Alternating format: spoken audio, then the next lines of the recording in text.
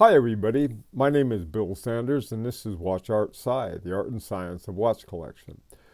I call this an irreverent introduction for beginners to buying a watch. It's irreverent in the sense that it doesn't go along the usual lines that I often hear. So bear with me. If you want something more reverent, go elsewhere. Um, One of the things that in terms of watch collection, is that when I got into watch collection, I did it for mechanical watches. I had all kinds of other timekeeping devices, including my computer, my iPhone, all kinds of stuff. And if I ran down and bought a $10 quartz watch, I'd have more accurate time than a $100,000 watch. So anyway, mechanical watch. So accuracy, while is one indicator, it's never going to match either a smartwatch or some of these other ones. And so what we're dealing with is another phenomena that is micromechanics and the life of time within an expanding mainspring and the movement of a hairspring. Really interesting stuff, I think, anyway. Okay, and there's no electricity or anything like that. And what happened, Swatch, Patek Philippe, and Rolex got together and said, okay, we're going to get silicon hairsprings and be, for to reduce magnetization, which is a problem in watches, and also to so that they don't vary as much in term with heat and cold. And that's true, they do exactly that. But they're still not as accurate as a $10 quartz. That's the thing. And the companies Swatch, Patek Philippe, and Rolex are big deals. I mean, they're not some, off the wall company that decides to do something different. Okay. Swatch is important because it owns so many different watch brands. For example, it owns Breguet, it owns Blancpain, it owns Glashütte Original, a whole bunch of them. Okay. And all of them, they stuffed them with these silicon hairsprings. Now, the non-silicon hairsprings are hairsprings that they are adjustable. You can't adjust the regulator, or you can't use a regulator to adjust the hairspring. Why would you adjust a hairspring? If you adjust it, if your watch is running fast or slow, you can adjust the hairspring to get it to be more accurate. For the most part, with silicon hairsprings, you don't have to, but you don't have to on your iPhone either, so it's not that big of a deal anymore. What Rolex did was interesting. Even though they had they had access to the silicon hairsprings on their main men's watches, like the Rolex Submariner, they didn't. They kept their parachrome hairspring made of niobium and niobium and zirconium, I believe, and they work very well. They're excellent ones. They can be adjusted though. So what I'm going to look at is, in terms of a divide, I'm not going to even talk about silicon hairsprings. I'm just not. Okay, I'm being irreverent. Now, so let's take a look now at some of the things that I think are interesting about mechanical watches. Most of them have regulators, except the ones with the silicon hairsprings. So what can you do? A simple regulator, the one in the top left there, is on an ETA 6497-1. Very common movement. And there's a little pointy thing that the arrow is pointing to in the picture there, that if you move it one way, it'll run slower, and move it the other way, you'll run faster. That's essentially what a regulator does. Now, there are different kinds of regulators. To the top right, there's one by Agonor called an Agon pit regulator. And what you do, you loosen it, you unscrew it, and then you move the dial with a little screwdriver, and then you tighten it up again. Very innovative. This one regulates both the timing as well as the beat. The beat is the swing. Um, if you're looking at it and say, oh, these sounds, they look like more expensive. They're not.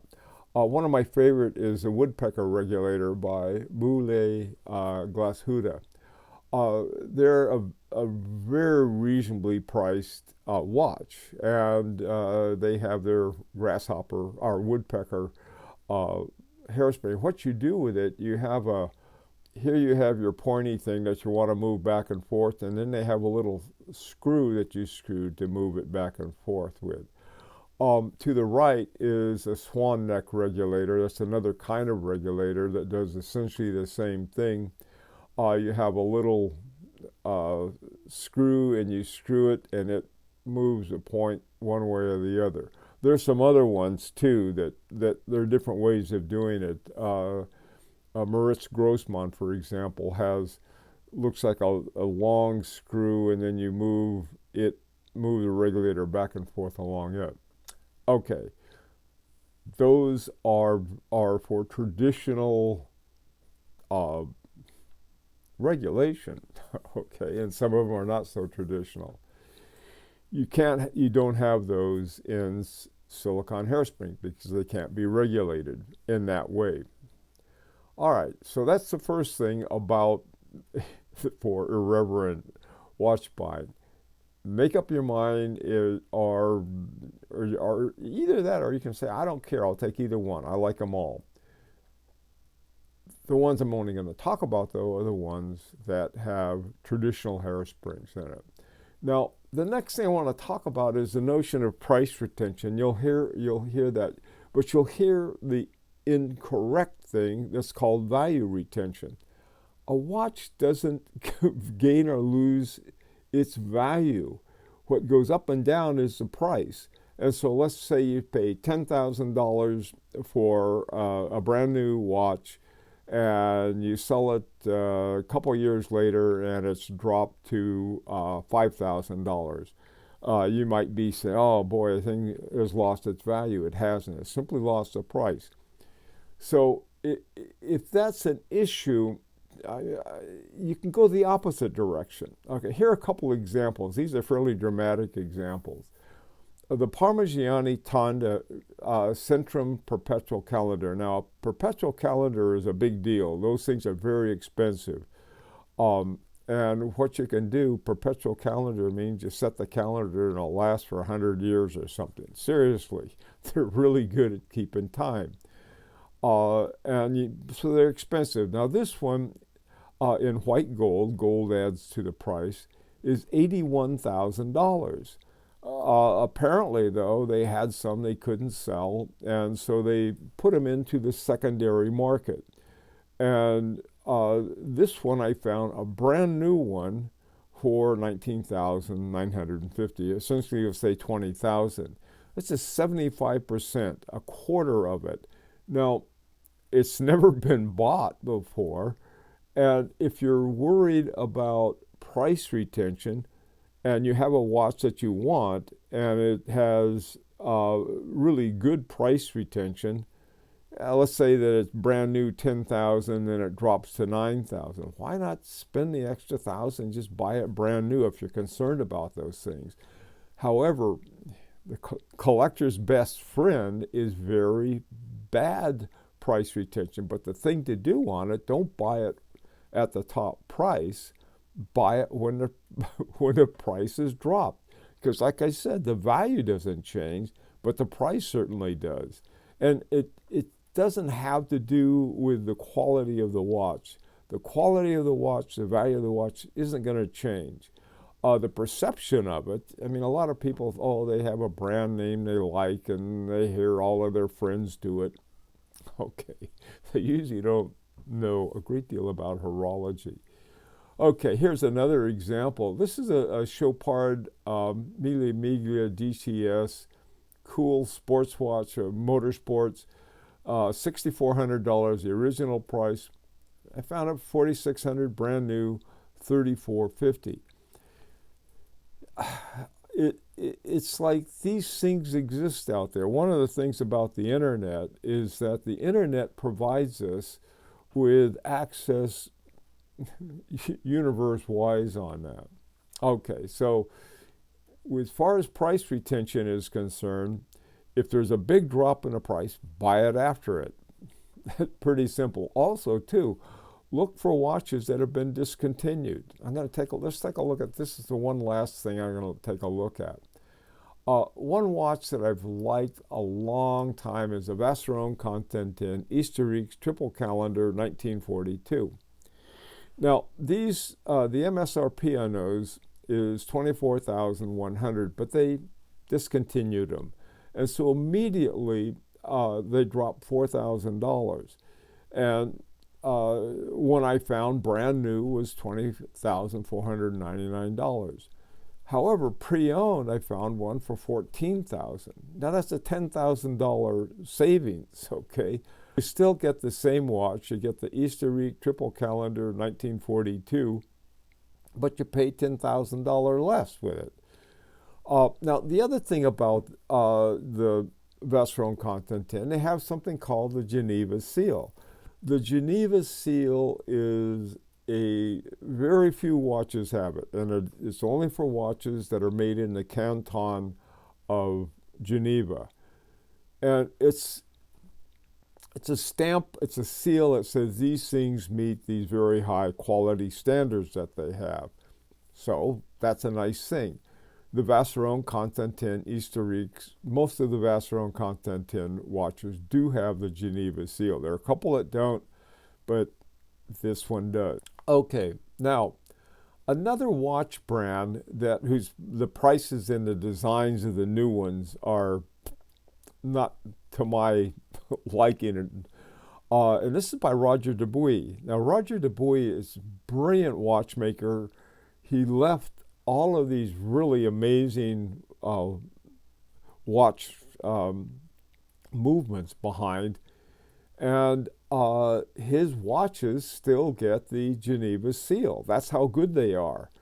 Now, one is called the Easy Diver. Okay, rather than spending 2 or 3 times as much on one that basically is a diver.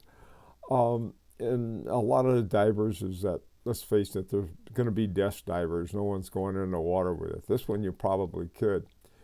$4,500. And these things, you're getting a top type of watch. All right, one last thing, and I'm out of here. Okay. As a beginner in watch buying, the single most important thing is to spend time learning about horology. Okay, that's the most important thing. Don't even look at prices. Just look at what is interesting horology, what is helpful to keep constant force. That means a constant pressure, so you have a constant time in a mechanical watch. Spend time with it. Dealers are selling you stuff, let's face it, and that's okay. If it weren't for the dealers, we wouldn't have the watches, okay? We do need them, but their expertise varies, right? Oftentimes their brand is considered better than somebody else's if they can sell one and not the other. Spend some time. Online, there's tons of information. You can drop by High Horology Lounge on the Facebook, and there are a lot of other Facebook watch pages. Look around, learn, and be patient. Finally, if you see a watch you like, online or anywhere else, negotiate. Everything is negotiable. Okay, that's it. And this is an opportunity to subscribe if you like. And until next time, this is Bill Sanders for Watch Art Sci, the art and science of watch collection.